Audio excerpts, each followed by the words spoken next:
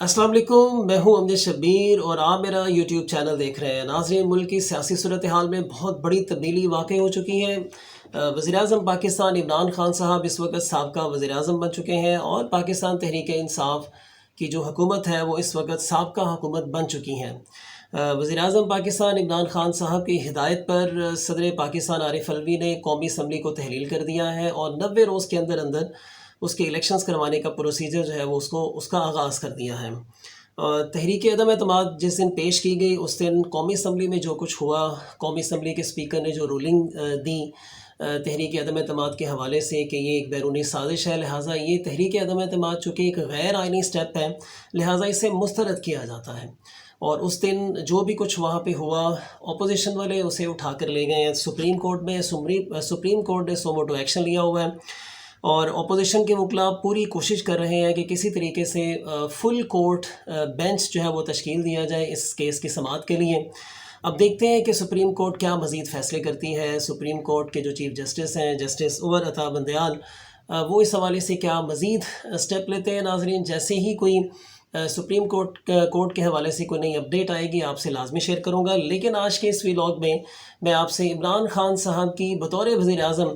कुछ कामयाबियों को शेयर करना चाहता हूँ जो उन्होंने बाकी जो रिवायती गवर्नमेंट्स आई हैं, जो भी गुज़श्ता 74 साल से आई हैं, उस हवाले से जो आपने डिफरेंट काम किए हैं गरीबों को जो है वो ऊपर उठाने के लिए और गरीबों की बेहतरी के लिए, उनको लाजमी नाज़रीन आपसे शेयर करूँगा। लेकिन जो सबसे पहला स्टेप मैं आपसे शेयर करूँगा, चूँकि वज़ीर-ए-आज़म पाकिस्तान इमरान खान साहब की गवर्नमेंट में जो कि गो के अब साबका बन चुके हैं, इनकी गवर्नमेंट में कोरोना भी आया। उसने बहुत सारे प्रॉब्लम्स क्रिएट किए, पूरी दुनिया में एक महंगाई की लहर लेकर आया। इमरान खान साहब ने इसको कैसे टैकल किया, इसके अंदर से कैसे अपने आप को और अपनी पूरी की पूरी आवाम को, पाकिस्तान को इसमें से कैसे बेहतरीन तरीके से बाहर निकाला, ये सिर्फ मैं नहीं कह रहा बल्कि वर्ल्ड बैंक और जितने भी बाकी यूरोपियन बहुत सारे ऐसे ममालिक हैं नाज़रीन जिन्होंने पाकिस्तान की जो एफ़र्ट्स हैं उनको सराहा। NCOC की जो एफ़र्ट्स हैं उनको सराहा गया। तो मैं चंद एक चीज़ें जो इमरान खान साहब की गवर्नमेंट ने बिल्कुल डिफरेंट की हैं वो मैं आपसे लाजमी शेयर करूँगा। सबसे पहले नंबर पे मैंने जिस चीज़ को सेलेक्ट किया नाज़रीन आपसे शेयर करने के लिए, वो कोरोना की वबा, हुकूमती हिकमत अमली और मईशत पर उसके असरात,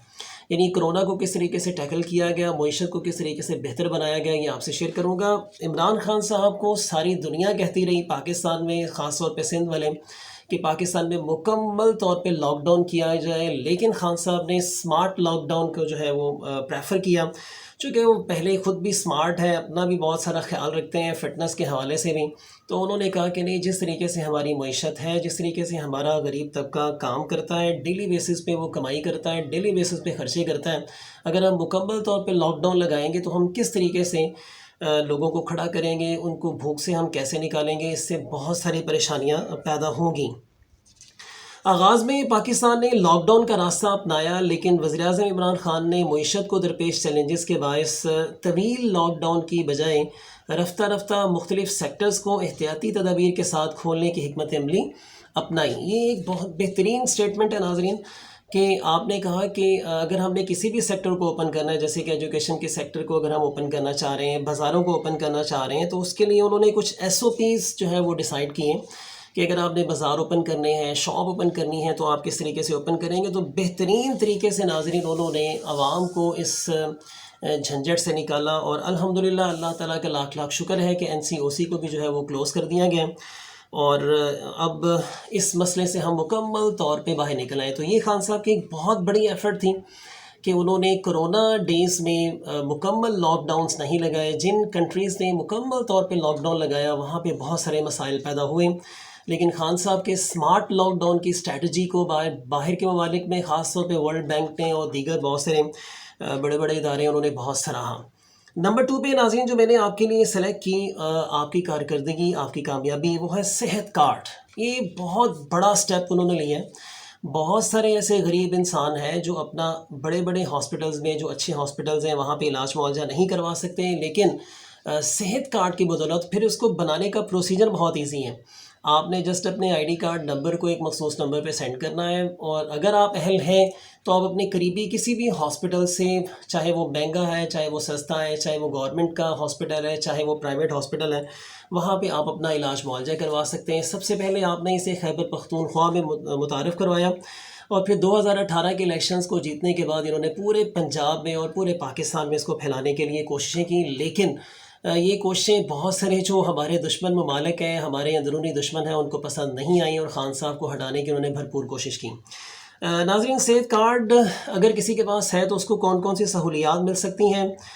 کارڈ ہولڈر کو سالانہ 7,20,000 روپے تک علاج کی سہولت دستیاب ہوگی، یعنی آپ تقریباً 7.5 روپے تک کا علاج آپ ہر سال جو ہے وہ کروا سکتے ہیں۔ تو بہت سارے ایسے لوگ ہیں جنہوں نے بہت بڑے بڑے ہاسپٹلز میں جا کے کسی نے اپنے ہارٹ کا آپریشن کروایا ہے، تو کسی نے اپنے ٹانگ درست کروائی ہے، تو بہت لوگوں نے اس کو سراہا ہے، اور یہ بہت گریٹ اور بہت بڑا سٹیپ ہے ناظرین۔ نمبر 2 پہ ان کارڈ ہولڈرز کو جو مزید اور سہولیات ملتی، میں ذرا تیزی سے آپ کو بتا دیتا ہوں۔ 1.5 کروڑ خاندان یعنی 8 کروڑ شہریوں کو مفت صحت کی سہولیات فراہم کی جائیں گی اسی کارڈ کی بدولت۔ اینجیو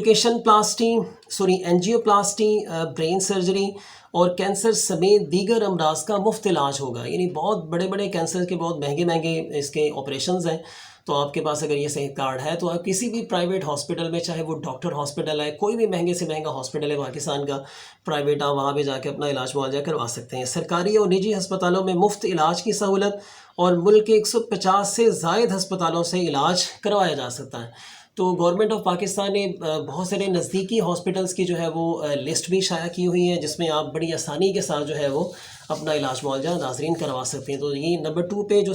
انہوں نے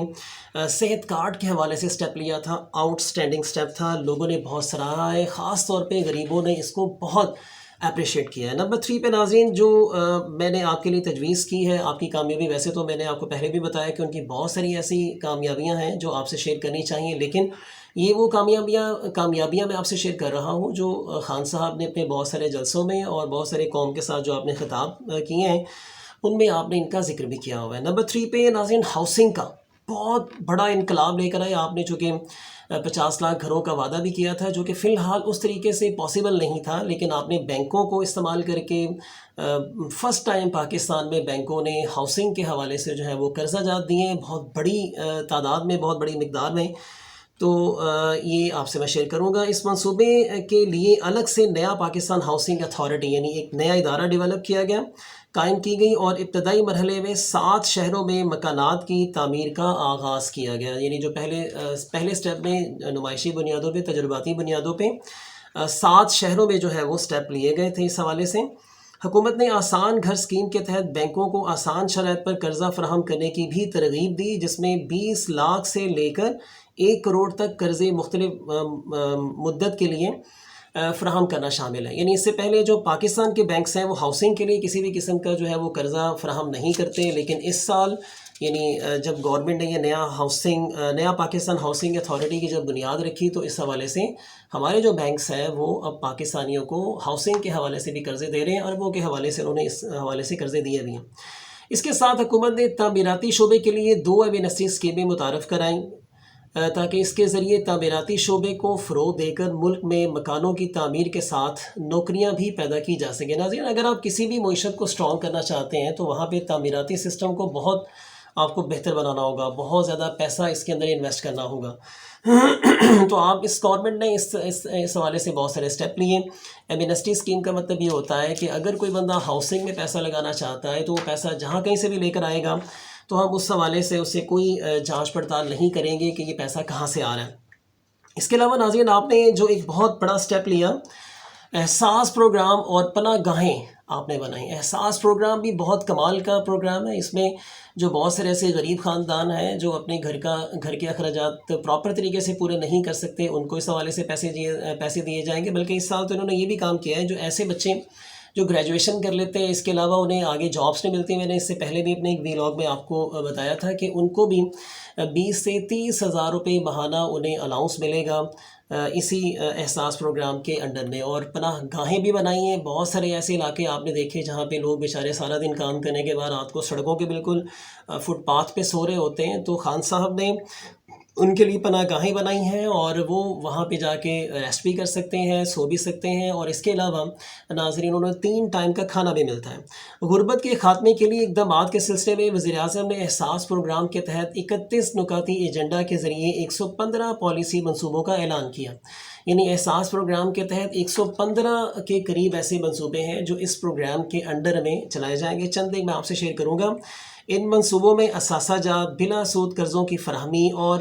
ہنر سازی کے پروگرام کے ساتھ پناہ گاہ شیلٹر ہومز کا بھی ایک اہم منصوبہ شامل تھا، جس کے تحت وفاقی دارالحکومت خیبر پختونخوا اور صوبہ پنجاب کے چند شہروں میں بے سہارا اور غریب افراد کے لیے پناہ گاہ مراکز کا آغاز کیا گیا۔ ان پناہ گاہوں میں قیام کے ساتھ ساتھ 3 وقت کا کھانا بھی مفت فراہم کیا جاتا ہے، یعنی اس میں آپ صرف رہ نہیں سکتے بلکہ آپ کو ساتھ ساتھ جو ہے وہ کھانا بھی دیا جاتا ہے۔ تو ناظرین یہ چند ایک جو آپ کی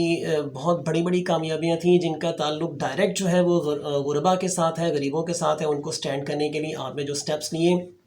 وہ میں نے آپ کے ساتھ شیئر کیے۔ اور اس کے علاوہ ناظرین آپ نے جو آپ کی بہت بڑی بڑی کامیابیاں ہیں وہ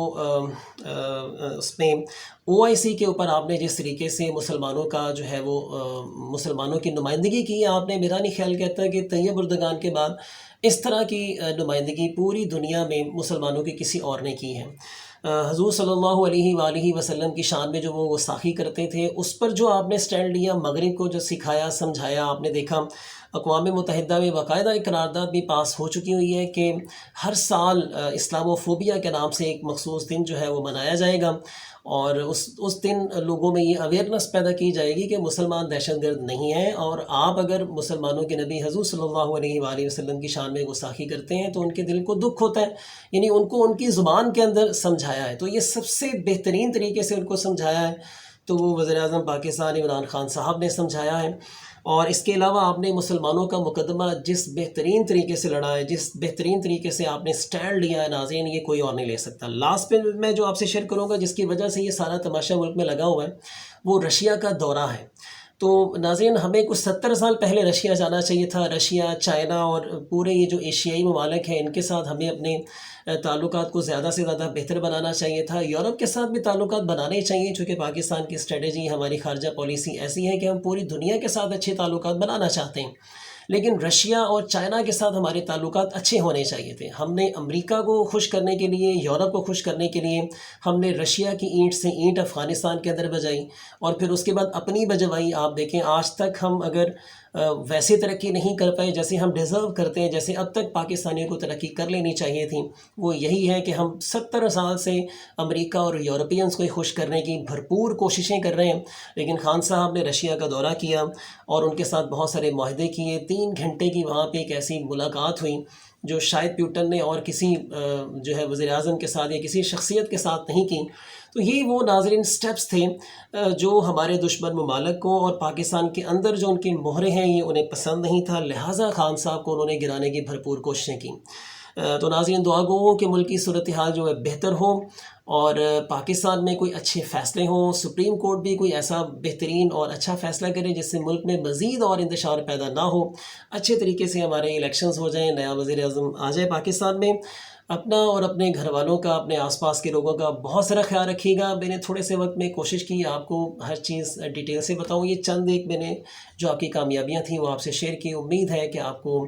اچھی لگی ہوں گی سن کر، اور دوسری بات یہ کہ میں انشاءاللہ مزید اور آپ کی جو کامیابیاں ہیں وزیر اعظم پاکستان عمران خان صاحب کی وہ آپ سے شیئر کروں گا۔ اپنا بہت سارا خیال رکھیے گا۔ اللہ حافظ۔